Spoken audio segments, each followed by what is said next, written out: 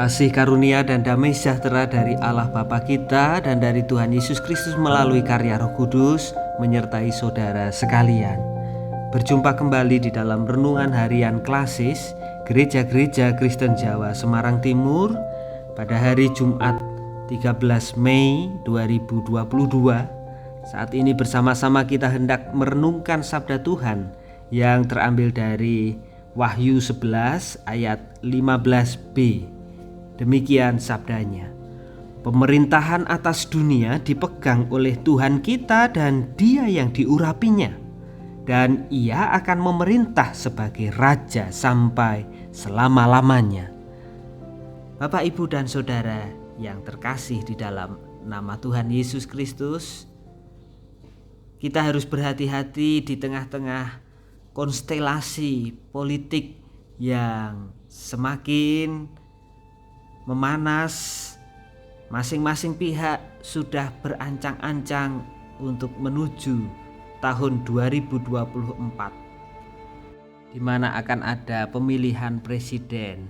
Jangan sampai pemilihan pemimpin di negeri kita terulang adanya politik identitas, terulang mengkerahkan massa dengan jualan ayat dan mayat, sehingga masyarakat Indonesia terbelah-belah, terfragmentasi.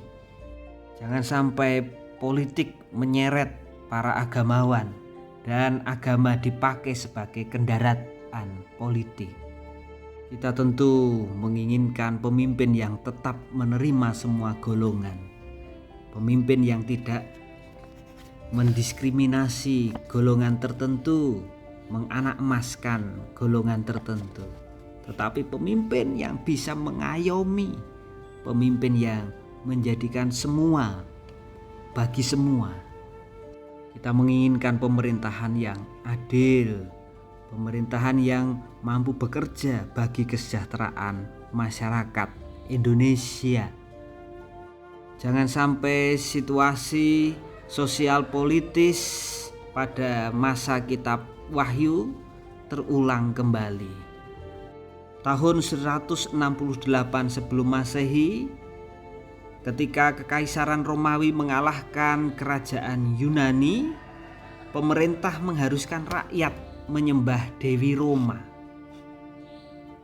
Nah, pada saat itu Kaisar Nero lah yang memimpin bangsa Romawi melakukan kekerasan dan penganiayaan kepada orang Kristen, hingga akhirnya pada tahun 64 Nero membakar kota Roma dan orang Kristen dijadikan kambing hitam atas kebakaran tersebut.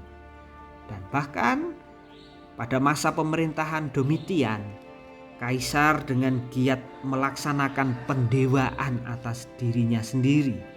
Ia menyebut dirinya sebagai Allah, dan siapa saja yang tidak setia kepada Dia dinyatakan menghujat Allah serta dinilai sebagai pengkhianat kerajaan. Ia juga membuat peraturan di dalam kerajaan, salah satunya adalah setiap pembesar kerajaan yang ingin berbicara dengannya atau datang memberikan laporan kepadanya haruslah menyapanya dengan Tuhan. Sehingga Yohanes ketika di Pulau Patmos mendapatkan penglihatan bahwa pemerintahan yang adil adalah pemerintahan yang dipegang oleh Tuhan. Sehingga di dalam Wahyu 11 ayatnya yang ke-15, pemerintahan atas dunia dipegang oleh Tuhan kita dan Dia yang diurapinya, dan Ia akan memerintah sebagai Raja sampai selama-lamanya.